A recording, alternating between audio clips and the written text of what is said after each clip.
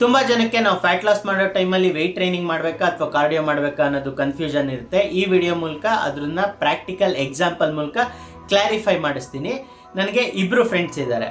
ಒಬ್ಬ 2 ವರ್ಷದಿಂದ ನನ್ನ ಹತ್ರ ಕೋಚಿಂಗ್ ತಗೊಂಡು ಫಿಟ್ ಆಗಿದ್ದ. ಇನ್ನೊಬ್ಬ ಜಸ್ಟ್ 3 months ಬ್ಯಾಕ್ ನನ್ನ ಹತ್ರ ಕೋಚಿಂಗ್ ತಗೊಂಡು ಅವನು ಸಣ್ಣ ಆಗಿದ್ದಾನೆ. 3 ಜನನು ಲಂಚ್ ಟೈಮಲ್ಲಿ ಮೀಟ್ ಆದ್ವಿ. ಈ ಫ್ರೆಂಡ್ ಕೇಳ್ದ, ಸಣ್ಣ ಕಾಣ್ತಾ ಇದ್ದೀರಾ, ವರ್ಕೌಟ್ ಮಾಡ್ತಾ ಇದ್ದೀರಾ ಅಂತ. ಅದಕ್ಕೆ ಈ ಫ್ರೆಂಡ್ ಹೇಳ್ದ, ಹೌದು, ಮಧು ಹತ್ರನೇ ಕೋಚಿಂಗ್ ತಗೊಂಡು ವರ್ಕೌಟ್ ಮಾಡ್ತಾ ಇದ್ದೀನಿ ಅಂತ. ಖುಷಿನೂ ಆದ ಸಣ್ಣ ಆಗಿರೋದಕ್ಕೆ. ಆಮೇಲೆ ಈ ಫ್ರೆಂಡ್ ಕೇಳ್ದ, ಯಾಕೆ ನೀವು ವೆಯ್ಟ್ ಟ್ರೈನಿಂಗ್ ಮಾಡ್ತಾ ಇಲ್ವಾ ಅಂತ. ಜೊತೆಗೆ ನನ್ನ ಕಡೆನೂ ತಿರುಗಿ ಒಂದು ರೀತಿ ಎಕ್ಸ್ಪ್ರೆಷನ್ ಹಿಂಗೆ ಕೊಟ್ಟ ಅಂತ ಅಂದರೆ, ನೀವು ವೆಯ್ಟ್ ಟ್ರೈನಿಂಗ್ ಮಾಡಿಸ್ತಾ ಇಲ್ವಾ ಅಂತ ಕೇಳ್ದ. ಬಿಕಾಸ್ ಅವನು ಸಣ್ಣಾಗಿ ಹೊಟ್ಟೆ ಕಡಿಮೆ ಆಗಿದ್ರು ಕೈ ತುಂಬ ತೆಳ್ಳಗಿತ್ತು, ಒಳ್ಳೆ ಪೇಷಂಟ್ ಥರ ಆಗೋಗಿತ್ತು. ಅವಾಗ ಅವನಿಗೆ ಮತ್ತೆ ಒಂದ್ಸತಿ ರಿಪೀಟ್ ಮಾಡಿದೆ, ಆಲ್ರೆಡಿ 10 times ಹೇಳ್ಬಿಟ್ಟಿದ್ದೆ, ನೀನು ಫಸ್ಟು ಪ್ರಯಾರಿಟಿ ವೆಯ್ಟ್ ಟ್ರೈನಿಂಗ್ ಮಾಡು, ಕಾರ್ಡಿಯೋ ಮಾಡಬೇಡ. ಅಡಿಷ್ನಲ್ ಟೈಮ್ ಸಿಕ್ಕಿದ್ರೆ ಅವಾಗ ಡ್ಯಾನ್ಸಿಂಗ್ ಆಗಲಿ ಬಾಕ್ಸಿಂಗ್ ಆಗಲಿ ಅದನ್ನ ಮಾಡು ಅಂತ. ಬಟ್ ಈ ವ್ಯಕ್ತಿ ಏನು ಮಾಡ್ತಿದ್ದ ಅಂತ ಅಂದರೆ, ಆ ಕಾರ್ಡಿಯೋ ಮಾಡಿದಾಗ ಟೆಂಪರರಿ ವೆಯ್ಟ್ ಲಾಸ್ ಆಗೋ ಫೀಲಿಂಗ್ ಬರುತ್ತೆ. ಬಿಕಾಸ್ ನಮ್ಮ ಸ್ಕಿನ್ ಲೇಯರ್ ಮಧ್ಯೆ ವಾಟರು ಹೋಲ್ಡ್ ಆಗಿರುತ್ತೆ. ಸೊ ಆ ವಾಟರ್ ಲಾಸ್ ಆದಾಗ ನಿಮಗೆ ಆ ಸ್ಕಿನ್ ತುಂಬ ತೆಳ್ಳಗೆ ಕಾಣಿಸುತ್ತೆ, ಸಣ್ಣಾಗಿರೋ ಫೀಲಿಂಗ್ ಕೊಡುತ್ತೆ. ಹೊಟ್ಟೆನೂ ಅಷ್ಟೇ, ಚೆಸ್ಟ್ ಮಸಲ್ಸು ಇಲ್ಲೆಲ್ಲ ಕಡೆ ಇದು ವಾಟರ್ ಸ್ಟೋರ್ ಆಗಿರೋದ್ರಿಂದ ಸಣ್ಣ ಆಗೋ ಫೀಲಿಂಗ್ ಬರುತ್ತೆ. ಆ ಫೀಲಿಂಗ್ ಅವ್ನಿಗೆ ತುಂಬ ಇಷ್ಟ ಆಯಿತು.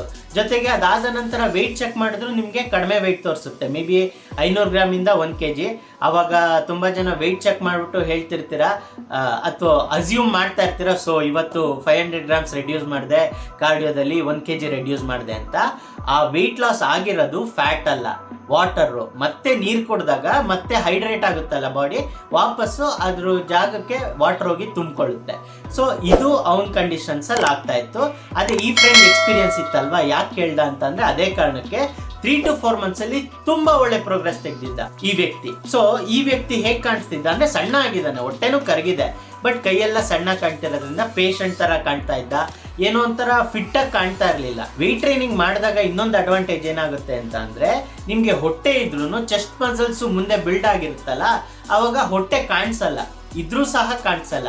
ಆಮೇಲೆ ಶೋಲ್ಡರ್ಸು ಎಲ್ಲ ವೈಡ್ ಆಗಿರುತ್ತೆ, ಸ್ವಲ್ಪ ರೌಂಡೆಡ್ ಆಗಿ ಫೀಲ್ ಆಗಕ್ಕೆ ಶುರು ಆಗುತ್ತೆ, ಬಟ್ಟೆನ ನೀಟಾಗಿ ಫಿಟ್ ಆಗುತ್ತೆ.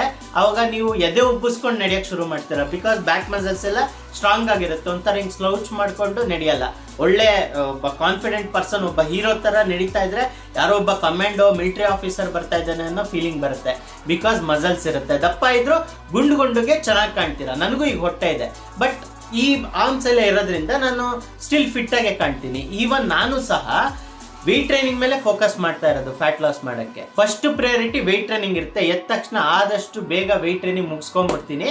ಅದಾದ ನಂತರ ನಾನು ಸಂಜೆ ಔಟ್ಸೈಡ್ ಎಲ್ಲೂ ಹೋಗಿಲ್ಲ, ಬೇರೆ ಏನು ವರ್ಕ್ ಇಲ್ಲ ಅಂತ ಅಂದಾಗ ಕಾರ್ಡಿಯೋ ಮಾಡ್ತೀನಿ. ಅದೇ ಬಾಕ್ಸಿಂಗ್ ಆಗಿರ್ಬೋದು, ಡ್ಯಾನ್ಸ್ ಆಗಿರ್ಬೋದು, ಅಥವಾ ತೀರಾ ಬಾಡಿ ಪೇಯ್ನ್ ಇತ್ತು ಅಂತ ಅಂದರೆ ಯೋಗ ಮಾಡ್ತೀನಿ.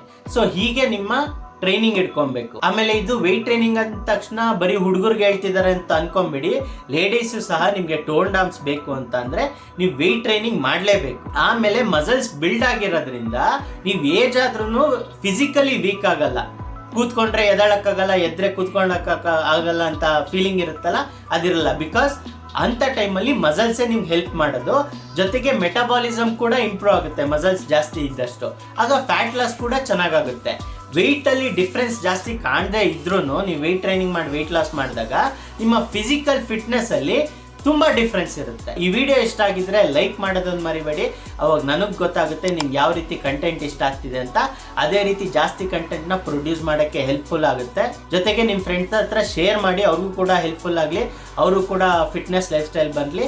ಜೊತೆಗೆ ನನಗೂ ಜಾಸ್ತಿ ವ್ಯೂಸ್ ಬಂದಷ್ಟು ಈ ರೀತಿ ಜಾಸ್ತಿ ಕಂಟೆಂಟ್ ಕ್ರಿಯೇಟ್ ಮಾಡೋಕ್ಕೆ ಎನ್ಕರೇಜ್ಮೆಂಟ್ ಸಿಗುತ್ತೆ. ಇಲ್ಲದೇ ಇದ್ರೆ ಬಿಡು, ಯಾರು ನೋಡ್ತಿಲ್ವಲ್ಲ, ಯಾಕೆ ಮಾಡಬೇಕು ಅಂತ ನಾನು ಡಿಮೋಟಿವೇಟ್ ಆಗೋಗ್ತೀನಿ. So thank you for watching.